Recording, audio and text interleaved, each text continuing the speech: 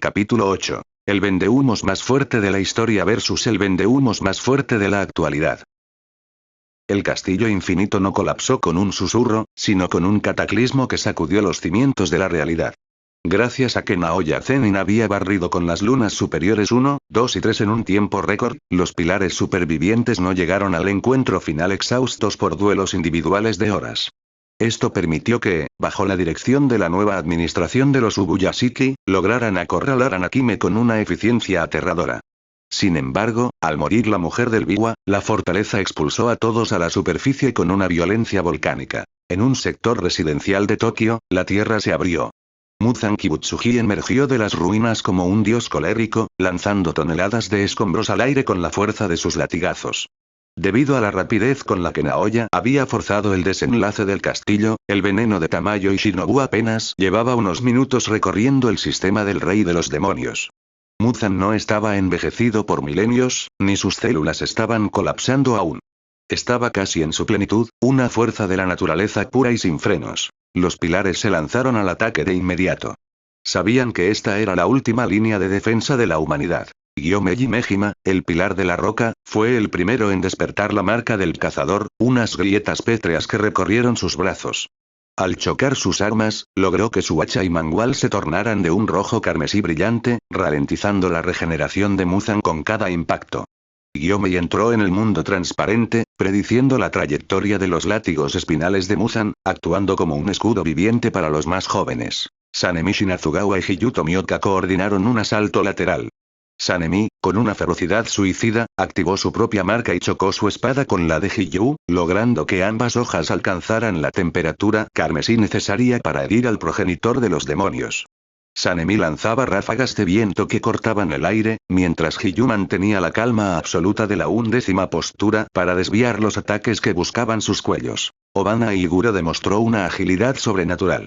A pesar de que la presión de Muzan era aplastante, Obanai logró acceder al mundo transparente en pleno vuelo, serpenteando entre los látigos con una precisión quirúrgica. En cierta parte de la batalla quedó ciego, pero igual continuó peleando. Muichiro Tokitol, el pilar de la niebla, también estaba en combate. Al no enfrentarse a Kokushibo, estaba en óptimas condiciones, hasta en cierto punto logrando ver el mundo transparente. Tanjiro, usando la respiración solar, también intentaba ayudar. Al haber un pilar más a comparación de la historia original, este se dedicó más a salvar a los otros que estaban cerca, como Genya, quien no murió al no pelear contra Kokushibo. Sin embargo, frente a un Muzan que no estaba debilitado por el tiempo, el esfuerzo fue insuficiente.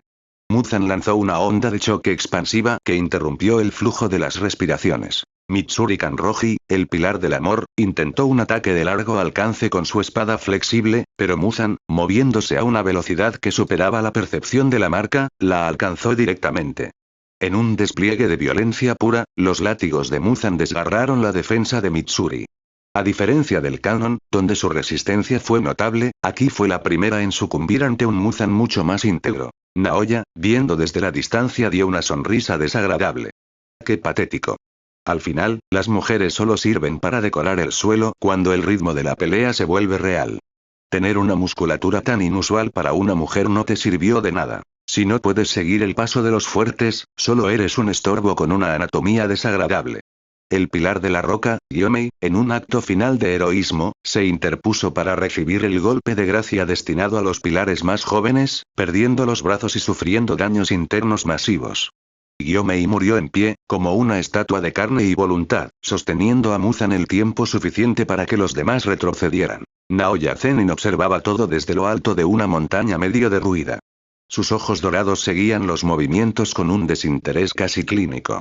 Para él, los pilares eran como insectos intentando detener un incendio con sus alas. ¡Qué espectáculo tan rústico!, murmuró Naoya, ajustándose el cuello de su túnica.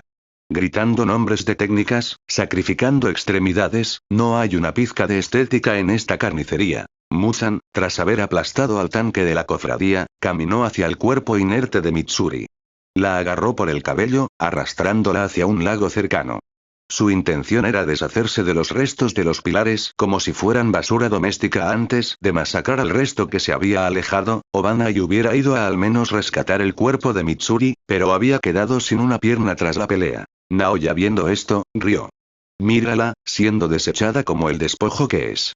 Al menos el progenitor de los demonios sabe dónde pertenece la gente que no puede sostenerse por sí misma. En el fondo de un charco. Justo cuando Muzan estaba a la orilla del agua, a punto de arrojar el cuerpo de la cazadora, una presencia se materializó frente a él. No hubo viento, ni sonido de pasos, ni una técnica de respiración anunciada a gritos. Simplemente, el espacio que antes estaba vacío ahora estaba ocupado por un hombre rubio que emanaba una arrogancia que incluso Muzan encontró irritante. Muzan se detuvo. Sus múltiples cerebros y corazones latieron con una mezcla de curiosidad y rabia. Veía a un hombre con una respiración normal, sin marca de cazador, sin una espada ni chirín en la mano, parado frente a él con las manos relajadas en los bolsillos. Ustedes, los humanos, son tan persistentes, siseó Muzan, su voz vibrando con una malicia milenaria. ¿No lo entiendes? Yo soy una calamidad. Soy el diluvio, soy el terremoto, soy la erupción volcánica. No se lucha contra un desastre natural, solo se espera a que pase mientras se acepta la muerte. Naoya soltó una carcajada que resonó en toda la cuadra destruida. Era una risa cargada de un desprecio tan genuino que Muzan frunció el ceño. ¿Una calamidad? Naoya dio un paso al frente, su sonrisa ensanchándose de forma depredadora. He visto seres que devoran mundos. He visto maldiciones nacidas del terror más puro que harían que tu sangre real pareciera agua sucia. Te comparas con un terremoto solo porque tienes muchos tentáculos y una regeneración rápida. Eres patético. Eres solo un error biológico con delirios de grandeza. Muzan, enfurecido, terminó de arrojar el cuerpo de Mitsuri al lago con un gesto de desprecio, como quien tira una cáscara de fruta. «Qué cruel», dijo Naoya, aunque su voz no contenía ni un ápice de compasión. «¿Acaso no tienes corazón?» «Tengo 7», respondió Muzan fríamente, sus látigos empezando a agitarse con violencia. «Pero ninguno siente nada por los insectos como tú». Excelente, Naoya se sacó las manos de los bolsillos y flexionó los dedos, mientras su energía maldita empezaba a cubrir su cuerpo, distorsionando levemente el aire a su alrededor. Entonces me divertiré destruyendo cada uno de ellos hasta que solo quede el silencio. How cruel of you. Have you no heart left inside of you, Maki? I don't. El combate comenzó sin preámbulos. Naoya activó su técnica de proyección al instante. Muzan, que esperaba un ataque de espada o un movimiento predecible de respiración, vio cómo el mundo de Naoya se dividía en fotogramas. En un parpadeo, el hechicero estaba en el aire, conectando una patada voladora reforzada directamente en el estómago de Muzan. El impacto fue tan masivo que el rey de los demonios fue arrastrado por el suelo de la calle, destrozando el pavimento y dejando un surco de varios metros. Antes de que Muzan pudiera recuperar el equilibrio, Naoya ya estaba sobre él. Corriendo a una velocidad que convertía los segundos en horas, empezó a conectar una serie de golpes directos, sosteniendo a Muzan en un solo lugar mediante la pura frecuencia de sus impactos.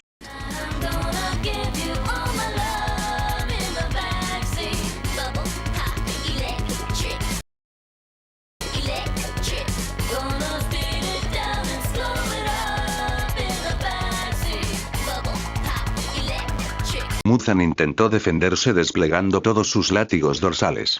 Los látigos azotaron el aire con la fuerza de látigos sónicos, buscando despedazar a Naoya, pero el hechicero se movía entre ellos con una elegancia insultante. Para Naoya, los ataques de Muzan eran de una tosquedad absoluta. A diferencia de Kokushibo, que poseía una técnica de espada refinada por siglos, Muzan era simplemente un animal con mucho poder. Sus golpes carecían de ritmo, de intención técnica, de clase. Eran ataques de fuerza bruta que cualquiera con una buena coordinación podía prever. ¿Esto es todo el poder del rey? Se burló Naoya, esquivando 3 látigos por milímetros y conectando un puñetazo que hundió las costillas de Muzan. Eres tan predecible que casi me siento mal golpeándote. Casi. Muzan rugió, y su cuerpo empezó a mutar, expandiendo su masa de carne para devorar todo a su alrededor, dándose cuenta de que este no era un cazador ordinario, sino algo que desafiaba la lógica de su propia existencia.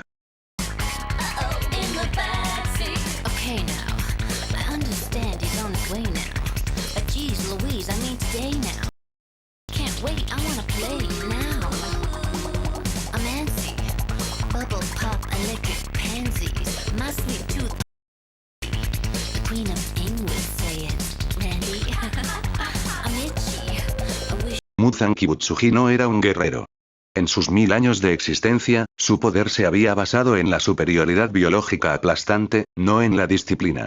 Al enfrentarse a Naoya Zenin, esa carencia se volvió su sentencia de muerte. El rey de los demonios, herido en su orgullo y con sus costillas regenerándose a trompicones, comprendió que no estaba ante un humano que jugaba bajo las reglas del sacrificio y la respiración. Muere, anomalía. Rugió Muzan. Sus extremidades se multiplicaron. Decenas de látigos espinales, cargados con una velocidad que habría despedazado a cualquier pilar, barrieron el área en un ángulo de 360 grados. El impacto fue tan violento que destruyó por completo el suelo bajo sus pies, levantando una nube de polvo y escombros que ocultó la visión. Pero Naoya no necesitaba ver con los ojos. Sentía el flujo de la energía y el aire. Utilizando su técnica de proyección, Naoya congeló la trayectoria de los látigos en su mente. Para él, el ataque de Muzan era una película mal editada. Saltó sobre uno de los látigos, usándolo como plataforma para impulsarse, y en un parpadeo apareció en el ángulo muerto de Muzan. ¡Bum! Un golpe seco en el costado envió a Muzan volando hacia un edificio cercano. El impacto fue tan fuerte que el cuerpo del demonio atravesó la estructura y terminó incrustado en la pared de un risco de montaña que flanqueaba la zona urbana. Muzan se sorprendió. Nunca había sentido una fuerza de impacto tan concentrada. Su regeneración trabajó a máxima potencia, reconstruyendo sus órganos internos en milisegundos, pero la humillación era más lenta de sanar. Al verse arrinconado y notar que su victoria no estaba asegurada por primera vez en siglos, el instinto de supervivencia de Muzan, su rasgo más definitorio, tomó el control. No pelearía una batalla que no pudiera ganar. Con un movimiento explosivo, Muzan se lanzó hacia el terreno montañoso, moviéndose como un borrón de carne y sombras, intentando perder a su perseguidor entre la vegetación y las rocas. Naoya, de pie sobre los restos del edificio, sonrió de forma depredadora. ¿Huyendo? ¡Qué poco estético! Un rey debería saber cuándo su cabeza pertenece a alguien superior. Naoya activó su técnica al máximo. No corría, se proyectaba. Dejó tras de sí una estela de polvo y aire comprimido. En el terreno montañoso, Muzan saltaba de risco en risco, pero Naoya era una fuerza inevitable. El hechicero empezó a rodear a Muzan, moviéndose de lugar en lugar a velocidades que superaban la capacidad de reacción del demonio. Golpe tras golpe, Naoya mantuvo a Muzan en el aire. Cada impacto lo lanzaba en una dirección diferente antes de que pudiera tocar el suelo o estabilizarse. Era una danza de humillación. El rey de los demonios estaba siendo usado como una pelota de práctica.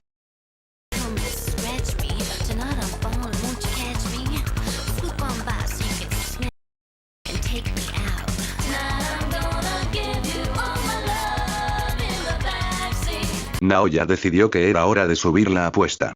Realizó una gran vuelta por el terreno montañoso, acumulando una inercia aterradora. El aire a su alrededor empezó a arder por la fricción. El camino por el que pasaba se llenaba de polvo. Completó la curva y se lanzó en línea recta hacia Muzan, que acababa de estrellarse contra un saliente rocoso. «Esto es por aburrirme», gritó Naoya. El golpe impactó con tal potencia que el cuerpo de Muzan se convirtió en pura sangre y fragmentos de carne esparcidos por la roca.